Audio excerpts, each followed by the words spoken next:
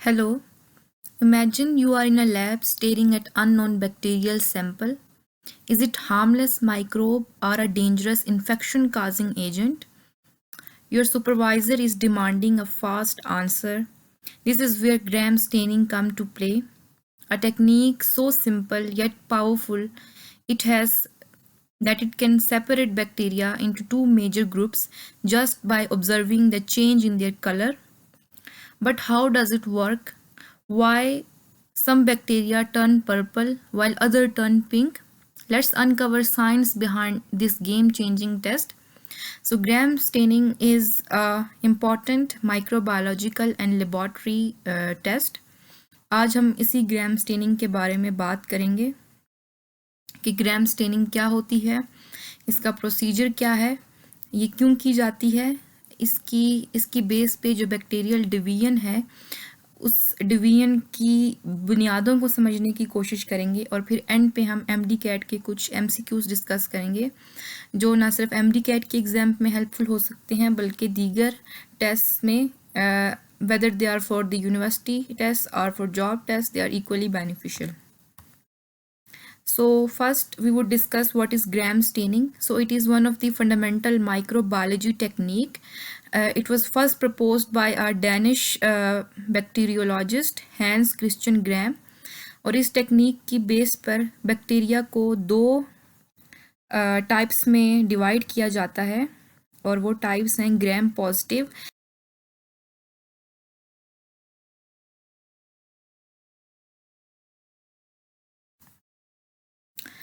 फिर उसके बाद हम ग्राम स्टेनिंग क्यों करते हैं।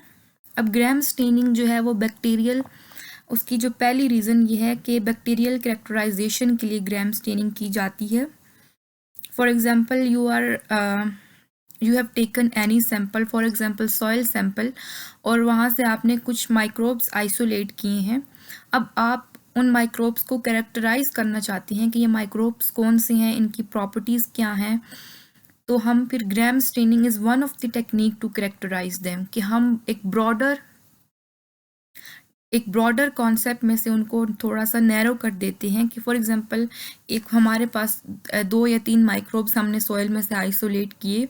अब हमें नहीं पता कि ये कौन से जीनस से बिलोंग करते हैं, कौन से स्पीशीज से बिलोंग करते हैं, लेकिन हम एक गेस लगा सकते हैं जब हम ग्राम स्टेनिंग कर लेंगे और हमें पता चल जाएगा कि इनमें से इधर they are all gram negative, इधर they are all gram positive, या इनमें से 2 ग्राम पॉजिटिव हैं 2 ग्राम नेगेटिव हैं। तो उससे हम फर्दर नैरो डाउन कर सकते हैं अपने रिजल्ट्स को। फिर इसके अलावा rapid sample identification for bacteria कि हमारे पास कोई भी सैम्पल है, for example it's water sample और इट्स फूड सैम्पल, तो हम अगर पता लगाना चाहते हैं कि यहाँ पर कोई बैक्टीरिया मौजूद है कि नहीं मौजूद, तो rather than going for expensive techniques like PCR and most probable number, there are a lot of techniques for identification of bacteria, so they are quite expensive, but gram staining is quite simple and rapid कि हम फ़ौरन से within 10 minutes हम इससे अंदाज़ा लगा सकते हैं कि किसी भी सैंपल में बैक्टीरिया है कि नहीं जस्ट थ्रू ग्राम स्टेनिंग। इसके अलावा ग्राम स्टेनिंग क्लिनिकल स्पेसिमेंस की भी की जाती है। क्लिनिकल स्पेसिमेंस की जो ग्राम स्टेनिंग है उसके दो मेजर रीज़न हो सकते हैं। एक या तो वो हमें डायग्नोसिस में हेल्प करती है या फिर हमें प्रिस्क्रिप्शन करने में हेल्प करती है डॉक्टर्स की। अब क्लिनिकल स्पेसिमेन में with the help if we want to diagnose any disease तो ग्राम स्टेनिंग हमें हेल्प करती है कि हम पॉसिबल पैथोजेंस को नैरो डाउन कर सकें कि हमें नहीं पता कि किसी भी डिज़ीज़ को कोई भी सर्टन बैक्टीरिया काज कर रहा है, और अगर हमने उसको थ्रू ब्लड सैंपल आइसोलेट किया है और हमें पता चल गया कि फॉर एग्जांपल वो ग्राम नेगेटिव बैक्टीरिया है, तो डॉक्टर इस चीज़ से अंदाज़ा लगा सकेगा कि ये कौन सा पॉसिबल इन्फेक्शन हो सकता है और फिर उस इन्फेक्शन के अगेंस्ट किस तरह की एंटीबायोटिक दी जाती है, क्योंकि some of the bacteria are more susceptible to antibiotics while some are resistant, so उसके अकॉर्डिंग फिर प्रिस्क्रिप्शन दी जाती है। उसके अलावा ये बेस बन सकता है फर्दर टेस्टिंग की कि आगे मज़ीद कौन से टेस्ट करने चाहिए, और बैक्टीरियल मॉर्फोलॉजी में भी मॉर्फोलॉजी की भी आइडेंटिफिकेशन में हेल्पफुल हो सकता है। इधर the bacteria are round shape और रॉड शेप्ड। उसके अलावा bacterial contamination, this point is quite similar to the point number 2 कि किसी भी सैंपल की बैक्टीरियल कंटामिनेशन को आइडेंटिफाई करने के लिए या किस हद तक बैक्टीरिया प्रेजेंट हैं उसके लिए हम ग्राम स्टेनिंग करते हैं। उसके अलावा इसका इम्पॉर्टेंट एप्लीकेशन ये है कि प्योरिटी ऑफ कल्चर्स। लेबॉर्ट्री में अक्सर हम मुख्तलिफ प्योर कल्चर्स के साथ काम कर रहे होते हैं, लेकिन बाज़ औक़ात अगर कोई शक आ गया कि किसी कल्चर की प्योर है भी कि नहीं, या उसकी प्योरिटी किसी वजह से कंटेमिनेट हो गई है, तो वो चेक करने के लिए, एग्जामिन करने के लिए हम ग्राम स्टेनिंग कर सकते हैं। For example, if the original sample was gram positive और हम स्टेनिंग करते हैं, और अगर कोई सेल्स स्टेन नहीं होते, पिंक कलर देते हैं, तो इससे हम ये अंदाज़ा लगा सकते हैं कि सैंपल जो है वो कंटेमिनेट हो गया है। दो ये बहुत ही एक्यूरेट मेथड नहीं है कंटेमिनेशन चेक करने का, लेकिन ये सबसे रैपिड और इजी मेथड हो सकता है कंटेमिनेशन चेक करने का, इन द केस के अगर कंटेमिनेशन डिफरेंट ग्रुप्स की तरफ से हुई है, बट सेम ग्रुप की कंटेमिनेशन ये चेक नहीं कर पाएगा। अब अगर हम देखें तो ग्राम स्टेनिंग का प्रोसीजर क्या है, तो सबसे पहले ग्राम स्टेनिंग की प्रोसीजर से पहले एक और चीज़ होती है कि हम स्लाइड प्रिपरेशन करते हैं। स्लाइड प्रिपरेशन के लिए for example this is a petri plate और उस पर कुछ बैक्टीरियल सैंपल ग्रो किया हुआ है, and this is our slide, glass slide. तो हम लूप की मदद से यहाँ से थोड़ा सा बैक्टीरियल सैंपल लेंगे और यहाँ पर स्मेयर कर देंगे, और फिर उसके ऊपर कुछ वाटर, एक या दो वाटर ड्रॉपलेट डालेंगे और इसको मज़ीद स्मेयर करेंगे, और फिर सैंपल को कुछ देर ड्राई होने के लिए छोड़ देंगे। और जब हमारे पास स्लाइड पे सैंपल ड्राई हो जाएगा, फिर it is ready for the gram staining.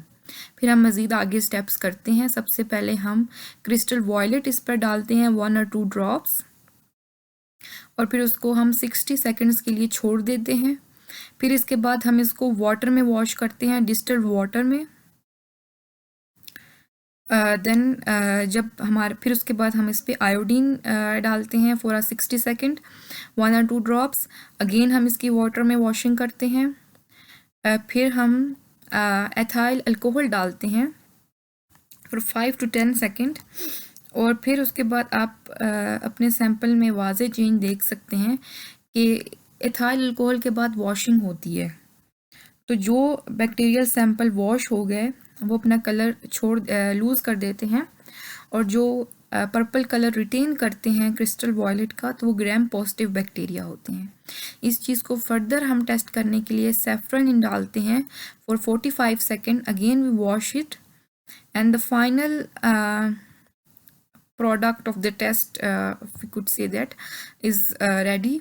इसमें यहाँ पर हमें ग्राम पॉजिटिव और ग्राम नेगेटिव दोनों बैक्टीरिया नज़र आ रहे हैं। जिन बैक्टीरिया ने सैफरन इनका कलर टेक किया है वो ग्राम नेगेटिव बैक्टीरिया है, और जिन्होंने पर्पल कलर रिटेन किया है वो ग्राम पॉजिटिव बैक्टीरिया है। अब these are the results of the gram staining that was done by me and my colleague in the lab. So this is how the actual lab gram staining results are. So comment in the comment below that what kind of staining results are these. Interpret these two diagrams. सो अगर हम देखें तो जो gram positive और Gram negative bacteria है based on purple and pink colour, तो उनकी जो वो पर्पल और पिंक कलर शो करते हैं उसकी बेस क्या है, तो उसकी बेस उनकी सेल वॉल है। अगर हम इस सेल वॉल को अंडरस्टैंड कर लें तो ग्राम पॉजिटिव और ग्राम नेगेटिव बैक्टीरिया का कॉन्सेप्ट बहुत ही ज़्यादा क्लियर हो जाएगा। अब जो ग्राम पॉजिटिव बैक्टीरिया हैं, they retain purple color because of this thick peptidoglycan। अब पेप्टिडोग्लाइकेन बेसिकली म्योरीन होती है जो कि हर तरह के बैक्टीरिया में प्रेजेंट होती है, लेकिन जो ग्राम पॉजिटिव बैक्टीरिया हैं यहाँ पर इनकी थिक ये जो सेल वॉल होती है काफ़ी थिक होती है। और this is the blue colour is the cytoplasmic membrane. जबकि ग्राम नेगेटिव बैक्टीरिया जो है यहाँ पर बहुत ही थिन वॉल है पेप्टिडोग्लाइकेन की, और हमारे पास एक आउटर मेम्ब्रेन भी है। अब ग्राम नेगेटिव बैक्टीरिया में एक और चीज़ पाई जाती है जो कि पेरीप्लाज्म है। Periplasm is the space between the inner cytoplasmic membrane and the outer membrane. और इसी पेरीप्लाज्म के अंदर हमारे पास जेल लाइक मैट्रिक्स भी प्रेजेंट है, और उसके अलावा पेप्टिडोग्लाइकेन भी प्रेजेंट है। अब ये जो पेरीप्लाज्म है, यहाँ पर बहुत सारे मेटाबॉलिक फंक्शंस परफॉर्म हो रहे होते हैं, जिसमें से इम्पॉर्टेंट फंक्शन ये है कि यहाँ पर प्रोटीन की फोल्डिंग और मैच्योरेशन होती है। अगर हम ग्राम पॉजिटिव और ग्राम नेगेटिव बैक्टीरिया का कंट्रास्ट करें तो ग्राम positive bacteria have thick peptidoglycan in their cell wall, while gram negative bacteria have thin peptidoglycan. Gram positive bacteria purple colour retain करते हैं अपॉन ग्राम स्टेनिंग, और Gram negative bacteria purple colour retain नहीं करते crystal violet का। Gram positive bacteria are more susceptible to antibiotics. ऐसा क्यों है? क्योंकि इनके पास जो प्रोटेक्टिव बैरियर है वो प्रेजेंट नहीं होता। प्रोटेक्टिव बैरियर क्या है? आउटर लेयर, जो कि ग्राम नेगेटिव बैक्टीरिया में होती है और ग्राम पॉजिटिव बैक्टीरिया में नहीं होती। और इसकी वजह से जो एंटीबायोटिक्स हैं, फॉर एग्जांपल बीटा लैक्टम्स, वो इजीली टारगेट कर सकती हैं इन बैक्टीरिया को और पेप्टिडोग्लाइकेन को डिसरप्ट कर सकती हैं। जबकि ग्राम नेगेटिव बैक्टीरिया की जो आउटर मेम्ब्रेन है वो उनको रेजिस्टेंस प्रोवाइड करती है अगेंस्ट एंटीबायोटिक्स। सो अगर हम कुछ एग्जांपल देखें ग्राम पॉजिटिव की बैक्टीरिया की, तो इसमें स्टेफाइलोकोकस ओरियस आ जाता है जो कि स्किन इन्फेक्शंस काज करता है।